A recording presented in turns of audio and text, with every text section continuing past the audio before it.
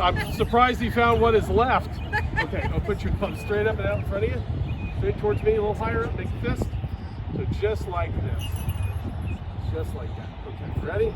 Paparazzi, ready? Yeah. Okay, we're gonna put a tidbit up there. Okay, we'll send the bird off.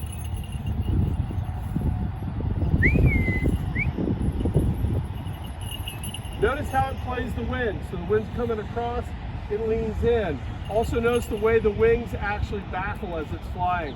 That's called the warping wing. That's what the Wright brothers actually noticed on Huffman Prairie all those years ago. Keep your glove up and out, you got another flight.